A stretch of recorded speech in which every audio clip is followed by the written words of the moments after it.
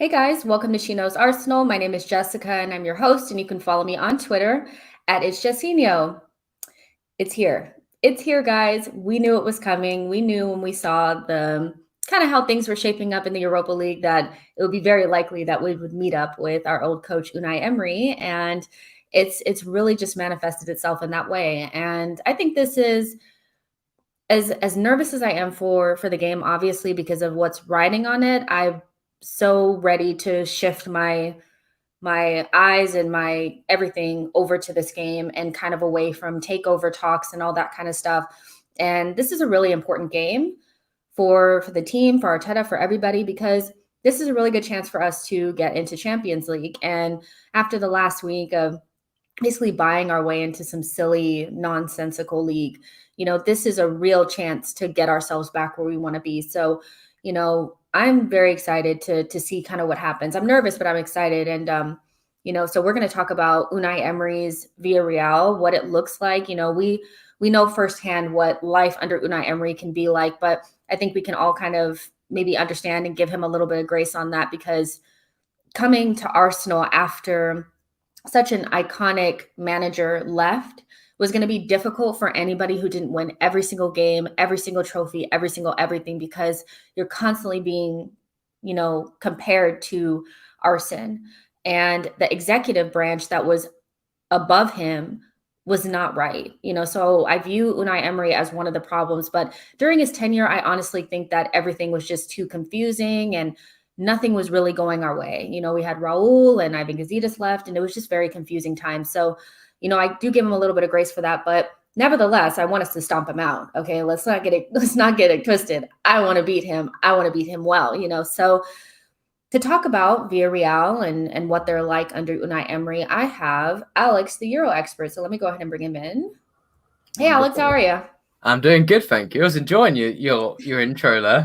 It's fun to hear an Oscar fan talk about Unai Emery. I never got to look into him, but apart from the memes, so it's interesting your take on him there. Yeah, he's so much more than memes. I think it's just so difficult coming in. Like, think about Moyes, like after Sir Alex Ferguson. It's just very, very difficult for a manager, no matter who they are, to come in after such an iconic manager leaves. So if he didn't win everything, I just think he was always going to be not welcome, Yeah. But I think he's actually a good coach. He had some issues communicating with the team, and they spoke about that. But, I think he's a good coach, and he has a lot to offer. And Villarreal looked like it was a really good fit for him. What is your gauge on his career so far at Villarreal and how he's getting on there, in La Liga? Yeah, he's doing really good. His Villarreal's kind of been the best of the rest in a sense. So Sevilla, Barcelona, Atletico, and Real have kind of raced away with the league, and at the table at the moment, he's chasing the 5th spot on the Europa League spot.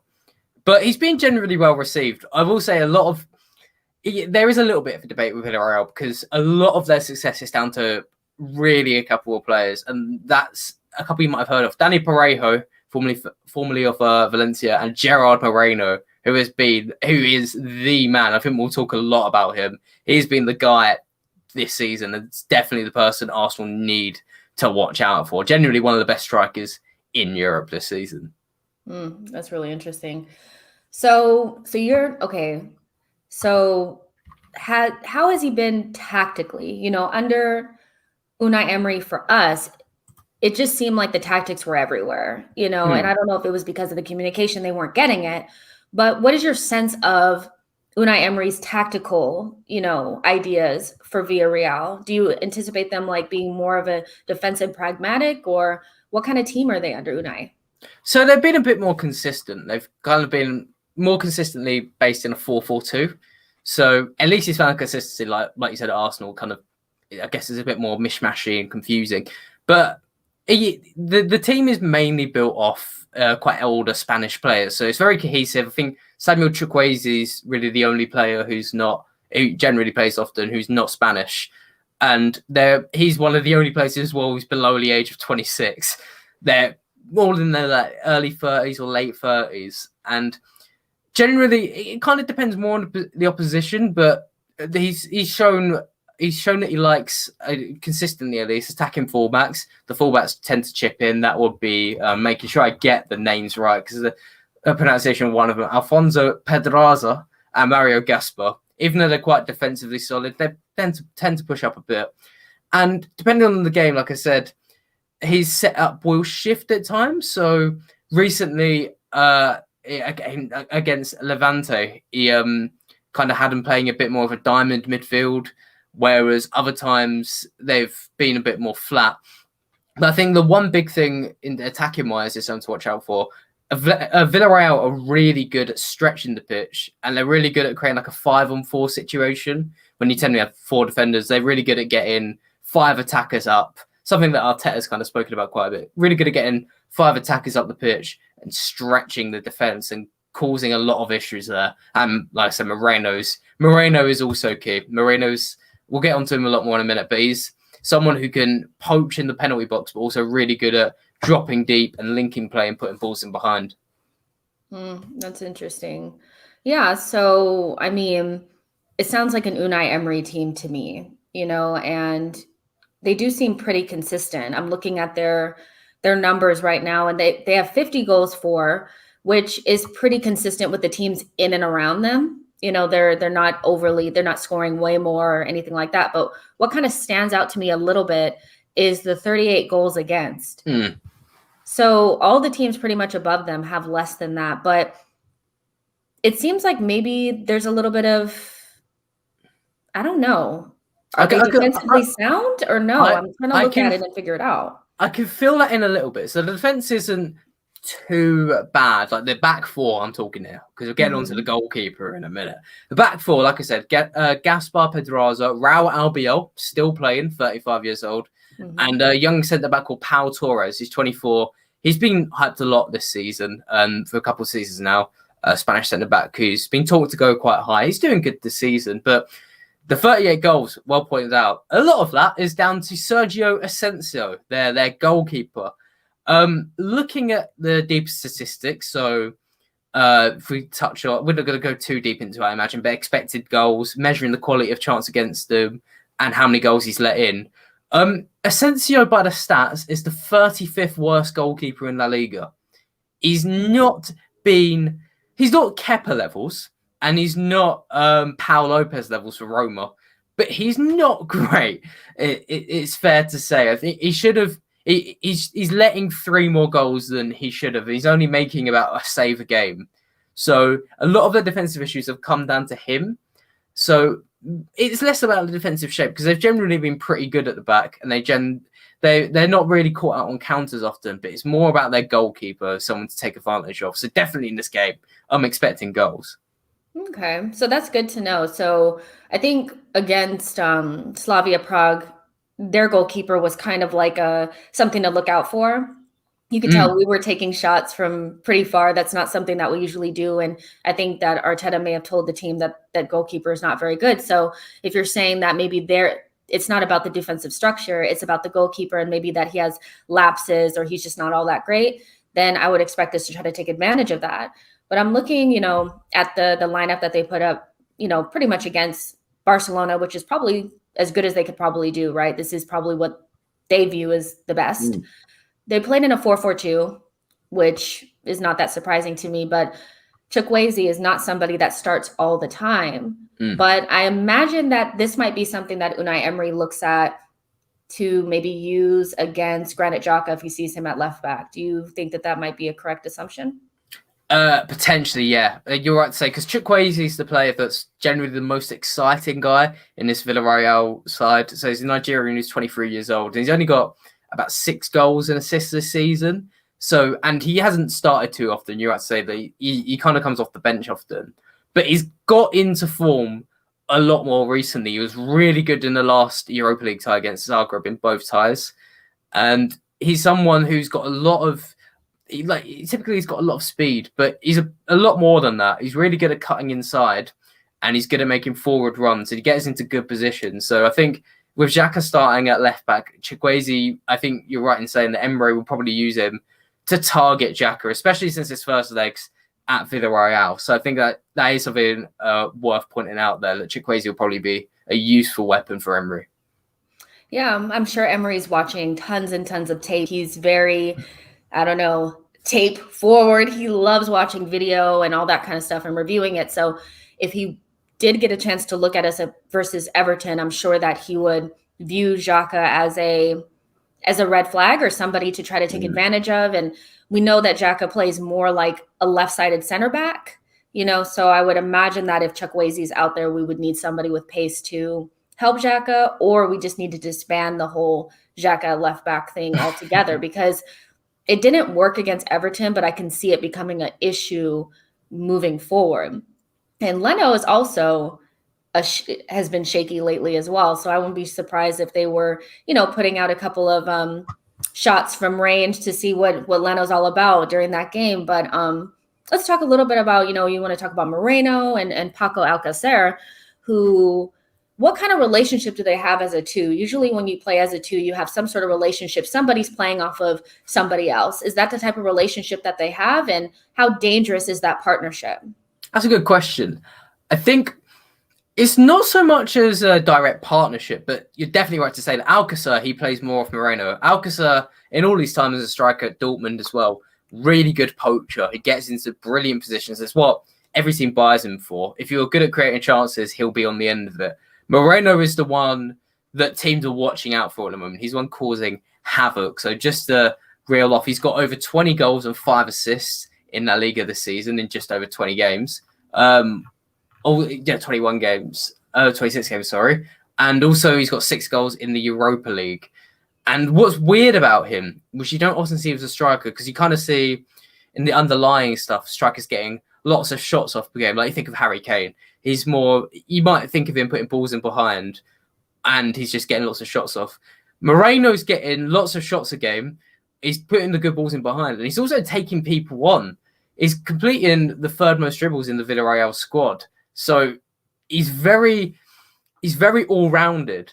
And wherever he is on the pitch, he kind of spreads all over, but mainly a bit deeper. Wherever he's on the pitch, he's going to cause trouble for Arsenal, especially because a centre-back, right? I think I was looking at the predicted lineups, predicted Pablo Mari in at centre-back. I wasn't too sure. And Rob Holding. I think this is one of their biggest tests they're going to face in their career, because it's not to say Moreno is one of the greatest strikers of all time, but this season he's been up there with Benzema and Messi in La Liga, and everyone's pointed him out as well to say he's someone you really, really need to watch out for. That's interesting. To be honest, I don't really know if it's going to be Mari or Gabriel. People are probably predicting Mari because him and Holding play relatively well together, and Gabriel and Holding is not our strongest partnership and usually don't play two left footers together, so you wouldn't see Mari and Gabriel. But I mean, do we need our best one-on-one defender, or what's your idea on that? Like, do you anticipate him, because you said he has the most take-ons as well. Is he somebody that we should be afraid of in terms of one-on-one duels, or what is your temperature on that? It's an interesting thing, right? Because he'll be damaging against any defender one-on-one. But I think overall, you'll probably be best to answer it. But I think Arsenal did start their most experienced and least error-prone defenders. So don't start anybody then. What do you mean? Don't start anybody then. I mean, they all have an error in them. I know. Probably Marie would be your best bet then. Gabriel is our best one-on-one defender, but he's looked a little shaky in the last couple of weeks, and he's rash.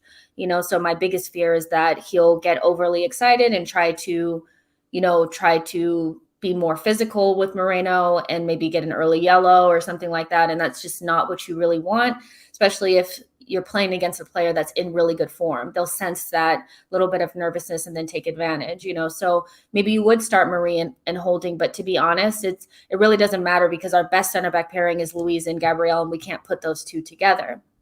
So that's really something to look at.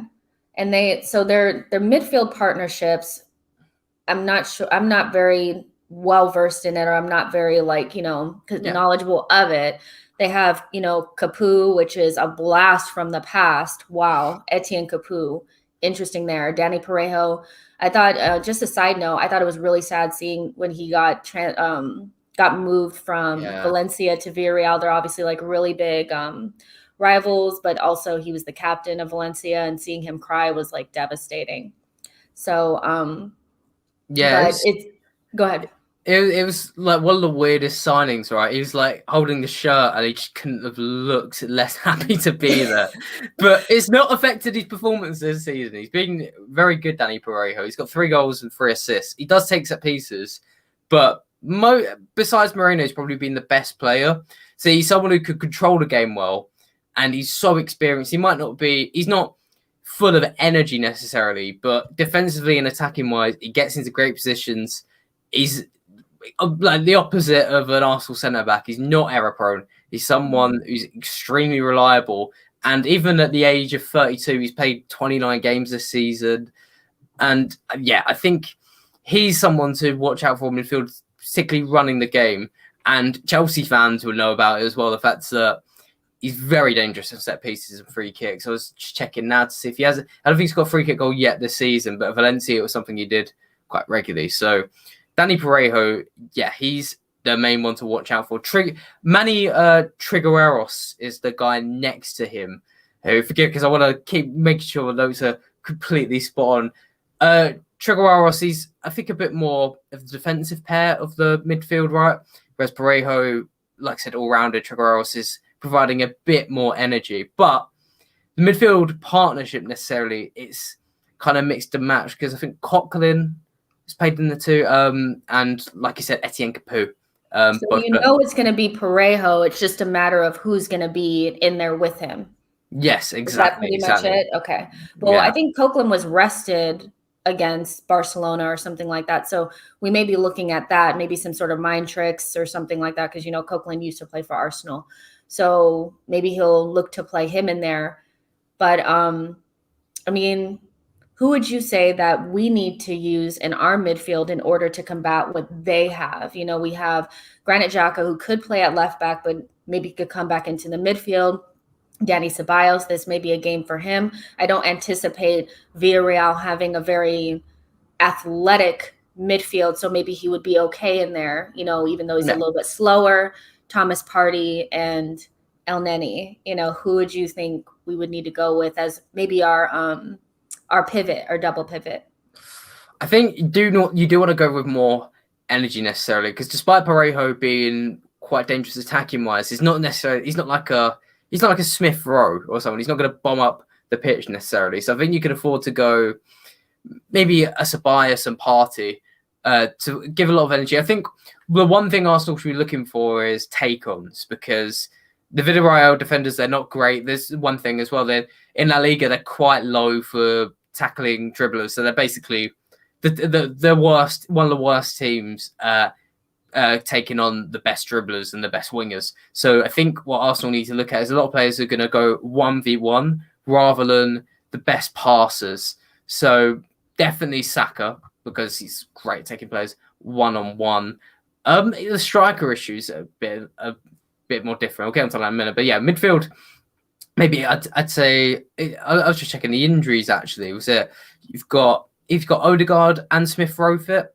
If so, they're both fit. Mm-hmm. I think you only start one of them this game, and you start 2 out-and-out wingers.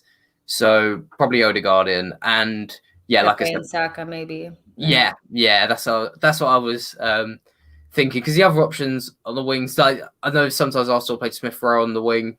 But could play Willian, Could play Willian indeed.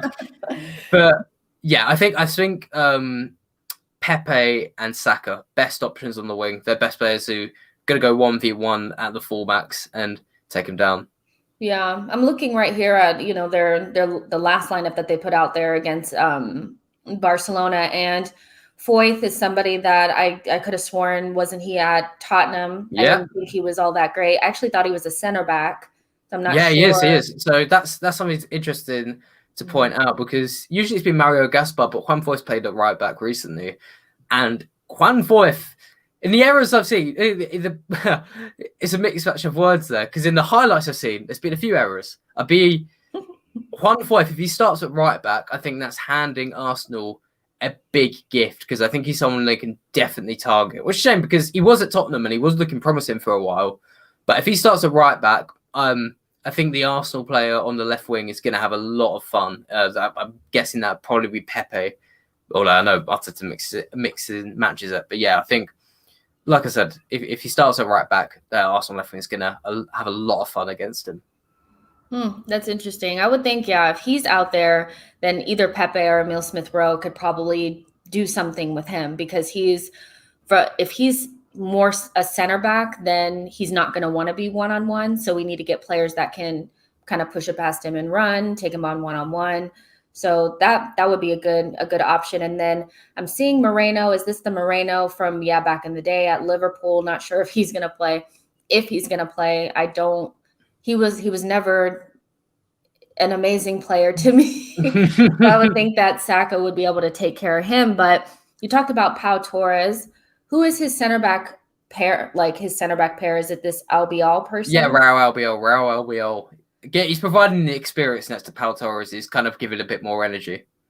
See, that's what's interesting about this whole thing, is that I think the most important part of this is going to be isolating the two players that are the fullbacks, more than focusing on the center backs, because we're not going to have, if we play Aubameyang, because Lacazette is out, if Aubameyang is for some reason fit, he's not usually the best player to play in through the center and really get in the mix against the center backs. You'll always kind of see him drift out wide. That may make the decision easier for Arteta in terms of choosing our left winger.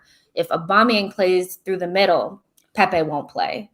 It'll be Emile Smith-Rowe, so he can drop in as a second 10. So me thinking forward that Aubameyang will probably figure out a way to play, then it'll be Emile Smith-Rowe on the left, and that's how we'll line up. And I would be okay with that, but I'm obviously, you probably know that this is a really important game for us, and this cup is really important for us because it's our only real chance of getting into Europa League, or I'm not Europa League, but getting into Europe. And that's really important for us as a team because we're so far off the pace. And so this is our do or die type of thing. How important is this game and this cup to Unai Emery and Villareal? Is there a sense of them needing to win it for a specific reason? Because we have our reasonings, but what is their reason besides just wanting to win a trophy? So I think Arsenal are a bit lucky because Villarreal I think they're slightly distracted. Well, it's two things, because Emery, everyone knows how great he's been at winning Europa Leagues. And with Arsenal, he got to the final of Arsenal, and it's just unlucky he played Sarri's Chelsea when they were playing pretty good. So he's got a really good record in the Europa League. But Villarreal, as we've touched on in the league, they're currently 7th, and they're only 4 points off 5th. And last week a couple of weeks ago, they were rocks on 5th. So I think they're slightly distracted by the league with 6 games left. So I think they're going to have one eye on that at least. It's not as if they're going 100% in for this tie, thinking we need to get into this to make sure we're in the Champions League. Because I think Arsenal are a bit more into that. And I think they'll be happy with the Europa League at the moment, because I don't think they've got the squad depth necessarily to survive a Champions League campaign and a La Liga campaign, because it's something we've seen even with Rennes in France this season, last season in Europa League, and this season they got into the Champions League and it blew their season apart, and their manager was gone after a few months. So I think Emery will be thinking a bit like that, but obviously you don't rule him out because he's got such a good record in this Europa League, and there's a lot of experience in the squad as well, which makes it a bit more worrying, because you do think there's not many errors in here, and when it gets to the latter stage of a tournament, you do want the experience, and with the age they've got in there, maybe that's something. But with Arsenal, they're set up quite well and quite young to perhaps cause a bit of a shock, and I think their energy can provide something a bit different to Villarreal, and something they don't usually face in La Liga. What makes Unai Emery so dangerous in these knockout competitions? He's very well known, for being really good in, particularly the Europa League. What makes him so, he got us to the final of it as well. What makes him so good at it? I think more than ever now is a lot on his, it's hard to say reputation, but once you've got that once you found that secret to get into a final, it's a bit more like, it's like Thomas Tuchel at Chelsea. He's got to the Champions League final with PSG, and since then with Chelsea, he's doing brilliant at cultivating the right atmosphere. And I think Emery does that pretty well, and he did that well at Sevilla. Like, it's not, you do need a bit of luck to win a final. You do need a bit of luck to get there and win it, and you do need a lot of good preparation and things. But it's a bit like Real Madrid as well with the Champions Leagues and Sevilla under Emery winning 5 in a row. More than ever, you just need the right attitude and the right atmosphere to get in there. And you don't want to place too much weight on that because it feels almost like a cop-out, right? Saying, oh, it's down to the mentality and all of that. But it clearly plays a massive part, and it's something that is probably his most underrated strength. And maybe if he could communicate with the Arsenal players better, maybe he would have seen a bit more of a positive atmosphere surrounding Arsenal when he was there. I think with Unai Emery, I can't count him out of this because it's something about what he does when you get into the latter stages that just kind of pushes the team through.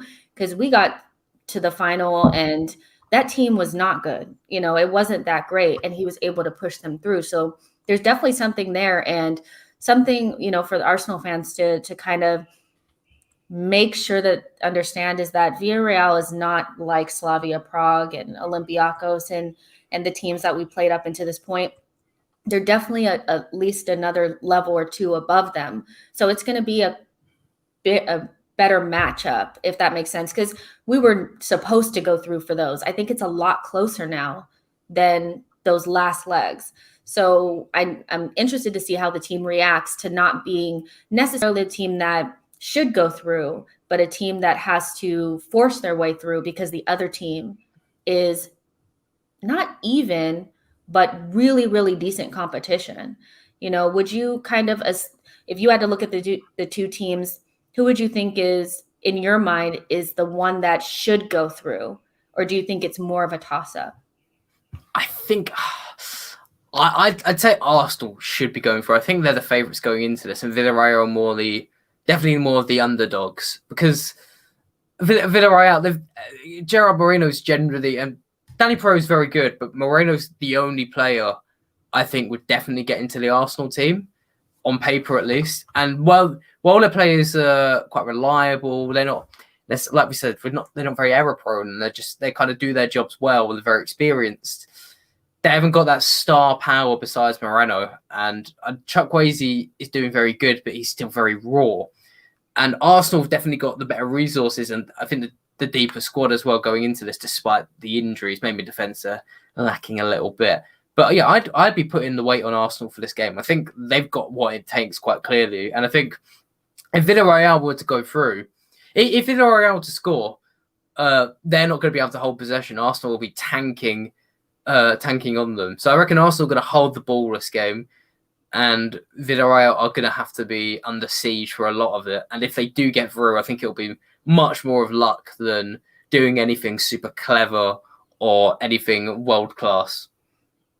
Yeah, I think I mostly agree with that. My only thing is that if I take out Saka, Emile Smith-Rowe, pretty much the younger players, I think it's a toss-up, and sometimes the younger players, we count them because obviously they're a part of the team, but younger players tend to go off the boil or not as reliable as senior players should be. So when I look at the likes of like Callum Chambers, Holding, Marie, whoever plays in the midfield, El Neni, Ceballos, whatever, it's really up to the kids, and they could break with the pressure. So that's why I think it's a little bit more even though we have some star power with our young kids, you can't put all that on them. And when you look at the more senior players, I'm thinking if you put them in the squad and you take the young kids out, it's a lot more even than it looks like. But we still should go through. That being said, I'm not that confident, but somebody was asking, does Emery tend to make halftime changes? I think this question is maybe even could be blown up a little bit more. Do you see Emery as more of a reactionary manager or a proactive manager? Is he somebody that kind of waits for things to happen, or does he kind of jump on the problem before it happens? I know a lot of Arsenal fans think Arteta is reactionary. You have a temperature on that? It's really hard to gauge in La Liga because unlike in the Premier League, La Liga have got 5 subs, so he has a big luxury. I think most teams, even if it is the player will stick to who scored the most, they're a lot more likely to make substitutes at half time just because they can freshen it up. With Emery, I think he sticks to his guns a little more than he did in the past. Like, I remember his time at PSG, it'd be a bit more like chop and changey. I think with Villarreal, he's been a lot more sticking to his guns, definitely sticking to the formation, and at least the starting lineup, and sticking to the core players like Moreno, like Parejo, like Pau Torres. So I'd say he's a bit more proactive, but that doesn't necessarily mean he's not, like, especially going into the Europa League where he can make 5 subs. It doesn't necessarily mean that he can put up a few surprise changes at halftime or early in the second half.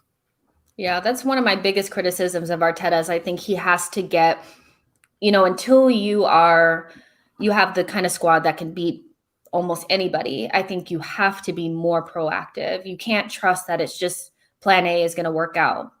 Plan A works 50% of the time, but the other 50% where it's not working, I think he could be a little bit more proactive, maybe at halftime or the 60th minute versus the 80th minute, to throw more resources into attack if we're behind or at 0-0 or something like that. Does he not make changes too often then?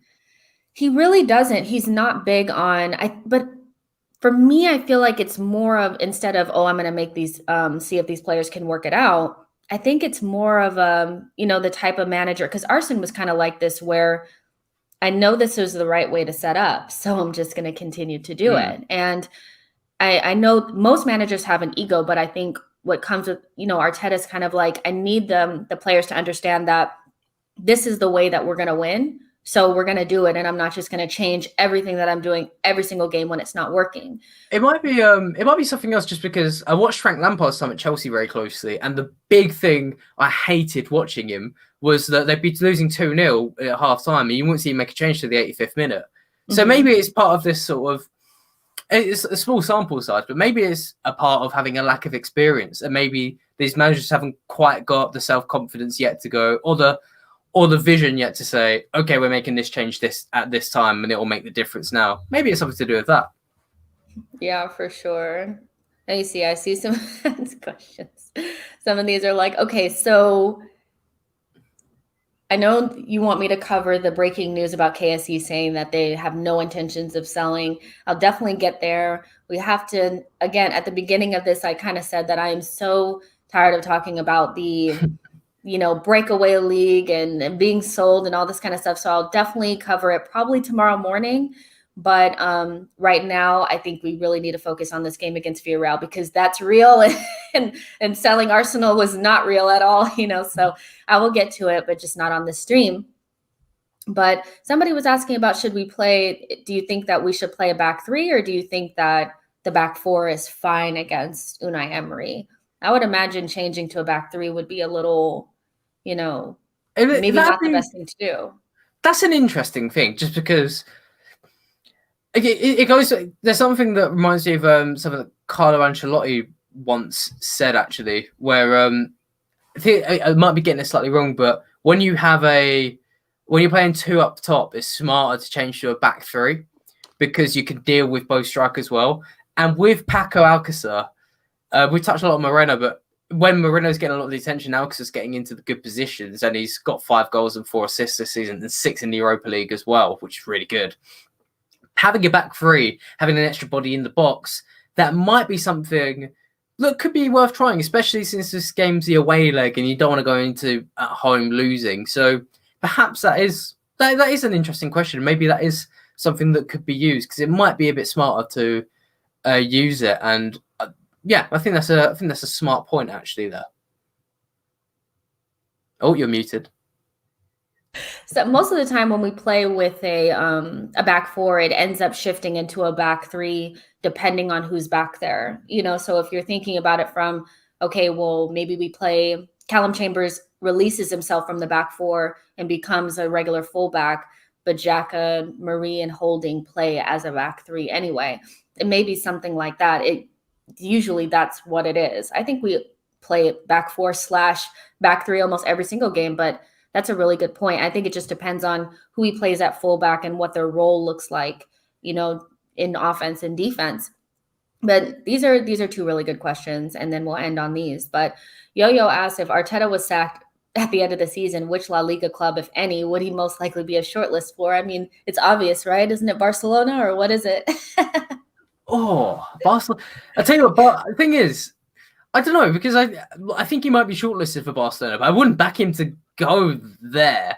Like, I think he's been better than Lampard, but I think the benefit of being at Arsenal with Arteta is there's less media scrutiny. Even though Arsenal are a big club, they're not challenging for the top four, and they don't have the pressure of that. Whereas at Chelsea with Lampard, it was that pressure, so every loss became blown up, and it was scrutinised from every angle. Maybe he'd be shortlisted for Barcelona, but he shouldn't go there. I think maybe, I mean, if we're limiting it to a La Liga club, maybe a Real Betis or someone. I'm not too clued up on which managers are here and where. Maybe Valencia as well, actually. Valencia, I think, having a bit of an issue with their manager. I think it's the former Watford one. But I think with the benefit of Arteta, right, he's so proficient in so many languages, he could probably go to lots of different clubs. Maybe Ligue 1's on a big rise at the moment with different managers going over there. The former Bayern manager, Niko Kovac, has gone to Monaco and he's soaring. So, wow. Yeah, and also Jorge Sampaoli, the former Chile manager's gone there. So maybe a Ligue 1 club. Rennes haven't got a manager locked in. That'd be interesting. But yeah, I think he needs to go to a club like Arsenal where he hasn't got that massive pressure on him. That's so funny that from your perspective, an outsider perspective, you feel like there's not a lot of pressure, but for us, we feel like there's a lot of media scrutiny, but that's because I think maybe because we're in it, maybe we're not as big of a deal as it seems like from the inside. But here's another one from Dev. If Arteta was sacked, who should Arsenal look to sign to take the club forward? What do you think? I'm going to give you a manager. He's a hot topic at the moment, and it's because he's been linked to Tottenham, but whoever gets him set, Christophe Galtier from Lille. Whoever gets him is sorted. He's the guy. If anyone doesn't know, Lille are top of Ligue 1 at the moment with a squad that shouldn't really be there. Christophe Galtier has been there 4 years. He's taken them to second, fourth, and top. And now, if he sees him over the line, I think every Premier League club should be snapping him up. He's 52. He's very experienced. He doesn't really make any errors. He's been proven at working well with youngsters, and he's really versatile tactically. I think the only hindrance is he's never managed outside of France, so you don't know how good he is with the language or how he'd settle in. But if Arsenal are managerless at the summer, I doubt they will be. If they are, Christophe Galtier, he is the one you should definitely get in. That's a good one because I like managers that people don't really talk about like that much. That's not a name that I hear super often. You hear the Nagelsmann and all this type of stuff, but if Arteta were to lose his job, I still wouldn't think that you guys don't kill me, but I don't think we need like an Allegri or something like that. Yeah. I see him people are saying him in the comment section. I just don't think it will be the right fit. But I also think Arteta's going to be here for a little bit longer, so I'm not too worried about it. But who wins the La Liga title race for you? That's the top of your head. That's a harsh question, Yo-Yo, because it's very, very, very tight. I think if anyone doesn't know, Atletico Madrid are top on 73 points. Real Madrid and Barcelona joint second on 71. Barcelona with a worse goal difference. I think I kind of back Atletico to hobble over the finish line, even though they've squandered like a 14-point gap. I think Atletico is still gonna reach it, but it's hard to write Real and Barca off. And bear in mind Sevilla as well; they're only 3 points off. So who knows what can happen with them? They got a good win at the weekend too. So it's tight, but I'd back Atletico still. I have to start watching it now that it's like really tight towards the end. La Liga is probably the last league that I spend time looking at, not because I don't think it's a good league, but because you can only absorb so much football, so for me, it's the last one that I usually choose, but it's getting interesting there. But Really quick, just quick fire. What is the result of our game, Villarreal versus Arsenal in a couple of days' time? And what is the score of tonight's game, Chelsea versus Real Madrid? Okay, Villarreal v Arsenal. I think it's going to be a scoreboard draw, maybe. So I'm thinking 1-1 Villarreal Arsenal. I'd be surprised if I've seen scores. Actually, no, you know what? Back in my earlier claim, there will be goals. So I'm going to go with 1-1. And then I think Arsenal will take it in the home leg. I think Arteta will set up well against Emery. And I think this is where Emery goes out. Chelsea beat Real Madrid. Both. If anyone was thinking of doing something this evening and they thought, oh, maybe I should watch Chelsea Real Madrid, I kind of think don't. I think it's going to be a really boring game. And I think both teams have set up really safe. They both want to counter attack, which means both teams are going to sit deeper. I think maybe Chelsea will push a bit higher up, but I think that will be a 0-0 tonight or a 1-0 Chelsea, and I back Chelsea to go through overall on the leg. Same with Arsenal. I think you're a secret Chelsea fan. I think. Hey, do you know what? I get this from guys at GNA TV. They think I'm a secret Chelsea fan. I've got a litany of DMs who think I'm a Tottenham fan, and I've been asked recently if I'm a Lille fan. So the truth is, I grew up, I liked Chelsea, and then I hit the age of about 13, 14, and I realised I don't really care about them. And since then, I've never been attached too much to a team. I'd love to call myself. Well, I wouldn't say I'd love to, but if I called myself a Chelsea fan, I'd be disrespecting. It's like me calling myself an Arsenal fan right now, saying I wanted to win against Villarreal, where someone like you just has followed them for far longer than me. So it almost feels insulting to say I'm a fan of each and what team. I am a pure neutral. All right, there you have it. Alex is a neutral / secret Chelsea fan. Don't let him tell you anything different. But Alex, you've been awesome as usual. So I guess hopefully the next time that I have you on, it's because we're talking about what we need to do against whoever wins against Roma versus Manchester United. But let everybody know where they can find you and what you're up to in the next couple of weeks, or what do you have going on? Absolutely, thank you. You can find me on Twitter or YouTube at Eurorex, but following on either would be really appreciated, especially Twitter, because we're closing in on 1,800 followers, gaining about 100 each week for the past 5 now. So massively appreciate that. Thank you.